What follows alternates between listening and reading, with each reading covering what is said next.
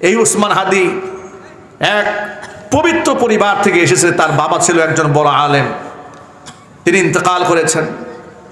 তার ভাই একজন বড় আলেম, যিনি তার জানাজার নামাজে ইমামতি করলেন। তার একটা সন্তান আছে, তার একটা স্ত্রী আছে। তার স্ত্রীটা দেখেন, আজকে উসমান হাদির জায়গায় অন্য কোনো যদি অবস্থা হতো, তাহলে এই জায়গায় দৌড়ে আসা তার বউ মানুষের কাছে সিমফিদি দিত। লক্ষ লক্ষ মানুষ তার জন্য দোয়া করছে, কোটি কোটি মানুষ দোয়া করছে। ওসমান হাদির স্ত্রীকে আজ পর্যন্ত জাতি কেউ দেখেছে? আল্লাহু আকবার বলে।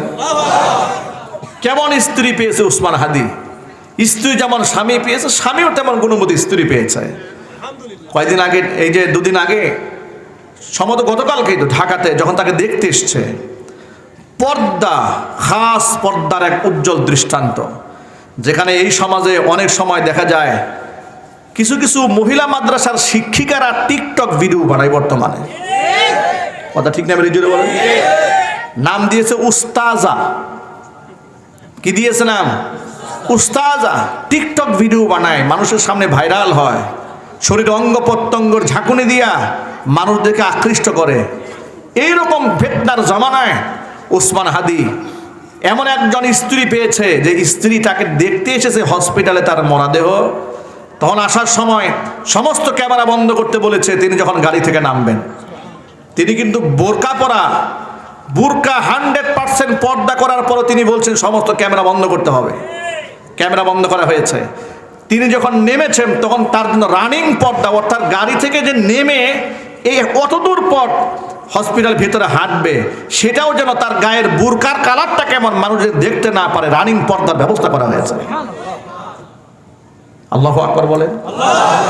উসমান হাদি যেমন গোটা মুসলিম উম্মার জন্য আইডলে পরিণত হয়েছে, গোটা দেশের তরুণদের কলিজা জায়গা নিয়েছে, উসমান হাদির স্ত্রীও আমার মা বোনদের জন্য একটা আইডল, আইকনে পরিণত হয়েছে। ঠিক কিনা চিল্লায় বলেন। আপনি ইসলামকে লালন করেন, আল্লাহ আপনার মর্যাদা বাড়াই দেবে। কয়েকদিন দেখলাম বাম রামরা লেখা শুরু করেছে, কেমন বউ, স্বামীর এই অবস্থায় একটাবার দেখতেও আসলো না। আরে বেটা, উসমান হাদির বউ কি তোর বউর মতো নোংরা মহিলা নাকি? ঠিক না? একজন বলেন। তোর মতো স্ত্রী লালন করে ঘরের ভিতরে উসমান হাদির বউ, যেখানে সেখানে চলে আসবে। বেটা, তুই তো অ্যাক্সিডেন্ট করার আগেই তোর বউ উন্না ছাড়া রাস্তায় চলে আসবে দৌড়াইয়া। আল্লাহ রাব্বুল আলামিন এই পরিবারকে ধৈর্য ধারণ করার তৌফিক দান করেন। উসমান হাদির সন্তানকেও তার স্বপ্ন ছিল যে আমার সন্তান আমার মতো বিপ্লবী হবে, আমার এই স্ট্রাগলকে, আন্দোলনকে ধরে রাখবে। আল্লাহ পাক যেন বাবার ঐতিহ্য ধরে রাখার তৌফিক আল্লাহ পাক দান করেন। জোর আওয়াজে বলেন আমিন।